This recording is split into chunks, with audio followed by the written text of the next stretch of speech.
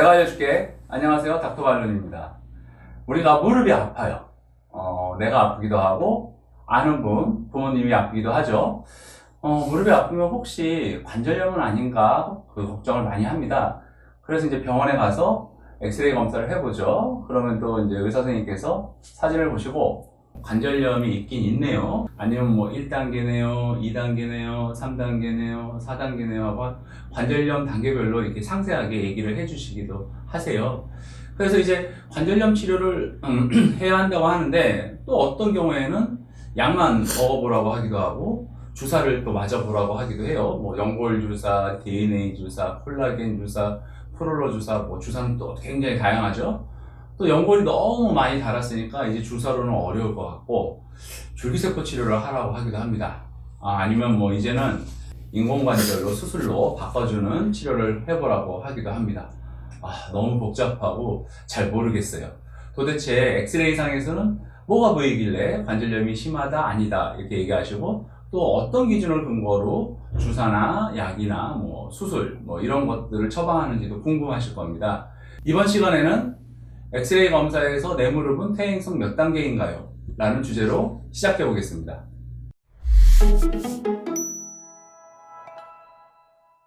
무릎이 아픈 이유에는 관절염 이외에도 여러 가지가 있습니다. 부위별로 아픈 이유가 다르고 나이에 따라서도 잘 생기는 질환도 달라집니다.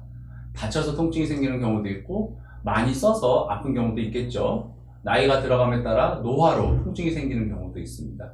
이런 무릎의 여러 질환 중에 특히 퇴행성 관절염은 나이가 많을수록 그리고 여자에게서 많이 발생하고 다쳤거나 아니면 과하게 많이 사용했을 때 그리고 비만이나 가족력이 있는 경우에 더욱 발생 빈도가 높다고 알려져 있습니다. 이런 퇴행성 관절염은 초기에는 무릎 내측, 그러니까 안쪽에 가벼운 통증이랑 소리가 살짝 난다고 합니다.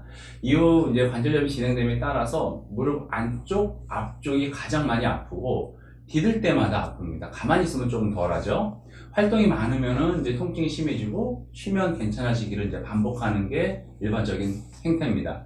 간혹 무릎이 붓거나 열이 나는 경우도 있고 물이 차기도 합니다. 그럼 물을 이제 뽑아야지 통증이 나아지는 경우도 있거든요. 이때는 이제 더 아프게 되죠. 아침보다는 오후가 되면 더 아파지고 앉거나 쉬면 통증이 좀 덜해집니다.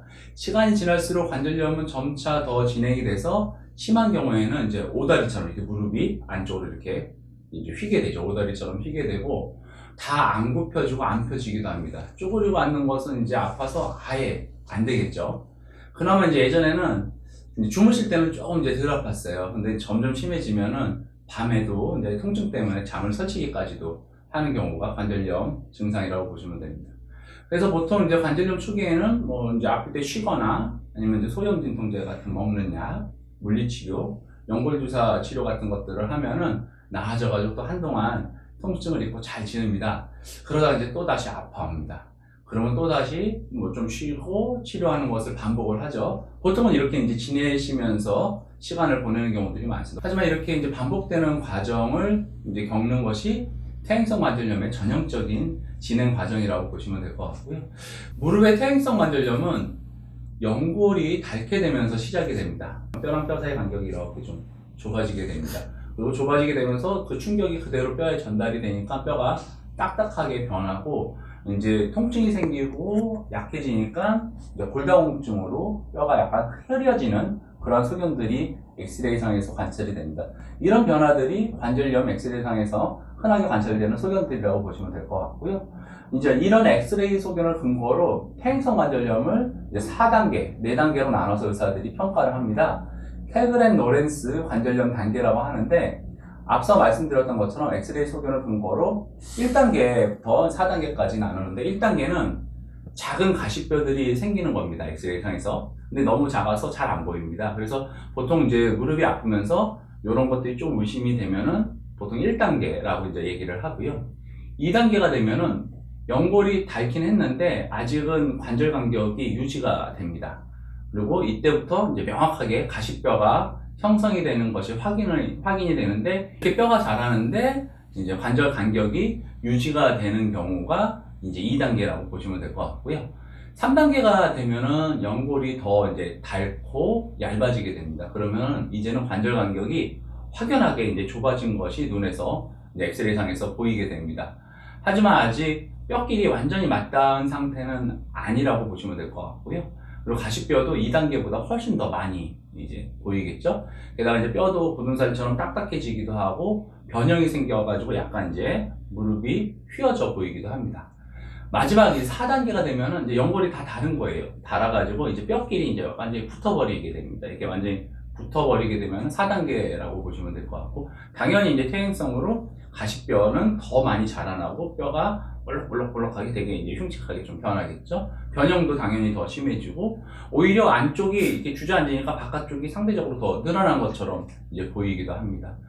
이런 이제 켈그랜 노렌스 관절염 단계는 의사들 사이에서는 관절염 평가에 굉장히 보편적으로 사용되는 기준입니다.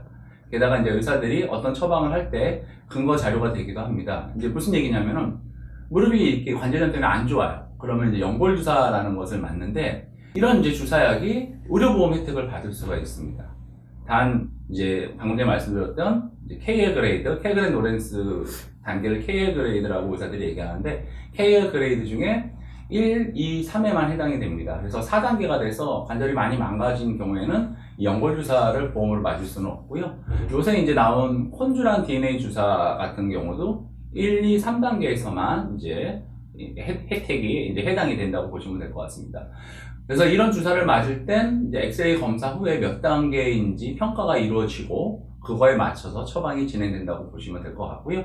무릎 관절염으로 인공관절 수술을 할 때도 적용이 됩니다. 65세 이상의 경우에는 KL 그레이드 3, 4단계에서 모두 보험 적용이 가능하고, 60에서 64세는 이제 켈그랜 노렌스 단계 4단계에서만 보험으로 인정받을 수가 있습니다.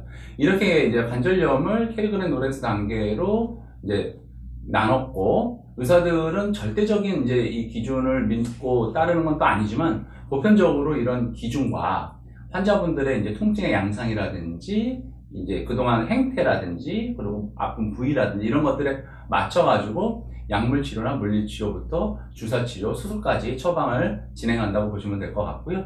그래서 보통은 이제 수술은 KL 단계 4단계에서 진행을 하고, 3단계 이하에서는 약물 치료, 뭐 주사 치료, 물리 치료, 운동 치료, 뭐 자세 교정 치료, 체중 감량 이런 것과 같이 기본적인 치료를 먼저 한다고 보시면 될 것 같습니다. 그러니까 관절염으로 이제 치료 받으시려는 분들은 이런 이제 켈그랜 노렌스 관절염 단계를 더 잘 알고 계셔야겠죠. 자, 이제 엑스레이를 보고 나의 무릎 관절염은 몇 단계인지를 알게 되었습니다. 각각의 단계별로 어떤 치료를 하는지도 아시겠죠? 내가 알려줄게. 지금까지 닥터 발론이었습니다.